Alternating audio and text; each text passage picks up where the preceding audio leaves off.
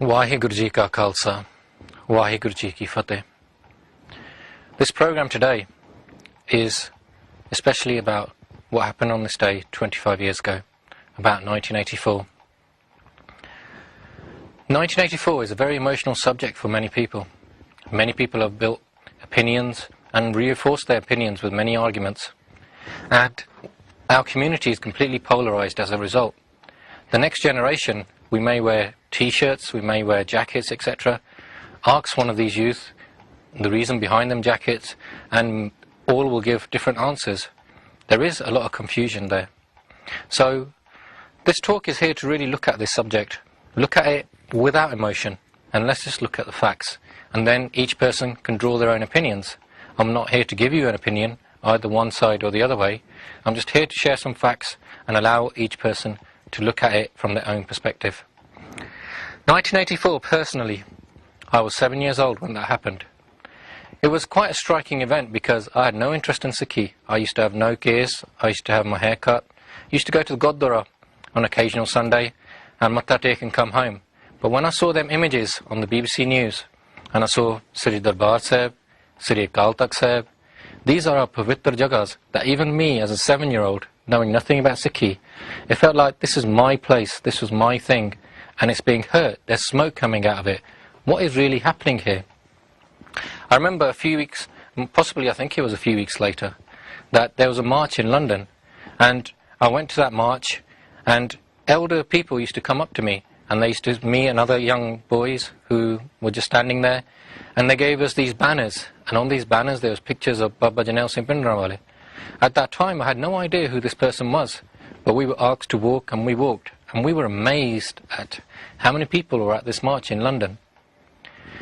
But looking back, it was only when I came into Sikhi, when I kept my gears back in 1992, I missed that whole time, that whole generation of what was going on with 84 and everything that was happening in India. And I had no interest in it, as while coming into Sikhi, my interest was purely around spirituality. But over time I've tried to read up upon it, for my own research, for my own perspective. And here I'm going to be sharing some of that stuff from my own research and from other stuff that's out there, and I'll recommend books like Kristallnacht for you to read, which are freely available in our community. So let's start. The first step to liquidating a people is to erase its memory, destroy its books, its culture, its history, and then have somebody write new books, manufacture a new culture, invent a new history. Before long, that nation will forget what it is and what it was. The struggle of man against power is a struggle of memory against forgetting. I thought this is quite an important quote, and this is used often in books. Throughout the history of every culture and every religion, people have been doing it, destroying its books, reinventing it according to their own perspectives, according to their own agendas. For Sikhs, this has happened under the Mughals, it happened under the British, and it's also happened currently. It's happening under this current Brahmanistic regime that we have been facing since 1947. So really, let's look at this. Today, we're going to talk about it stage by stage. First, I'm going to mention the background, because the events of 84 did not just happen.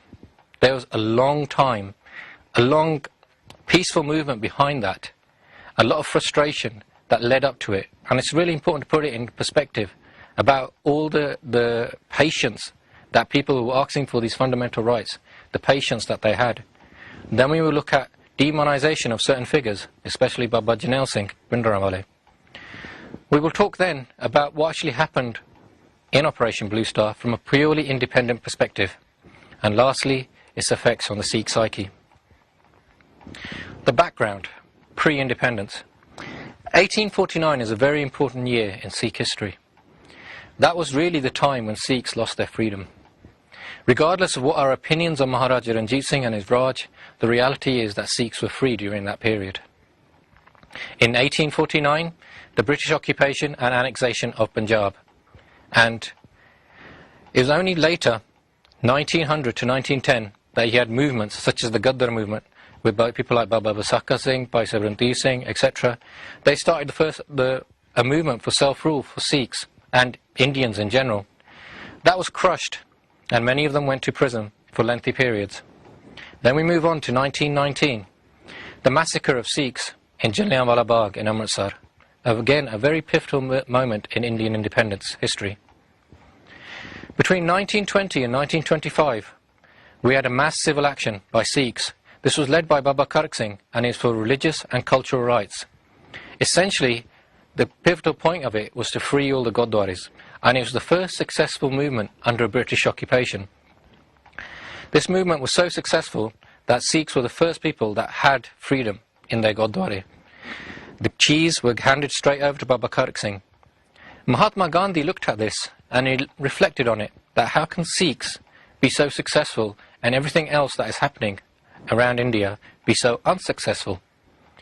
Mysteriously, Baba Kharak Singh, suspiciously I would say, was put into prison, and at that time Mahatma Gandhi said that this movement of civil agitation, I am now running this movement, and we will peacefully progress towards Indian independence. At that time, they made promises to Sikhs that you will have a glow of freedom in a secular India. And these promises that were made, and let's look at exactly what was said. In the Lahore session of the Congress Party, December 31st, 1929, we look at the exact quote. In future, the Congress shall accept no constitution which does not meet the satisfaction of the Sikhs. Mr. Nehru, in the Lahore Bulletin, January 9th, 1930, and I quote again, "The brave Sikhs of Punjab are entitled to special considerations. I see nothing wrong in an area set up in the north of India wherein the Sikhs can experience a glow of freedom." So this was promised to them. Even Mahatma Gandhi, when he went to Seesganj Gurdwara in Delhi, March 1931, he says, "I ask you to accept my word and resolution of the Congress that I will not betray a single individual, much less a community.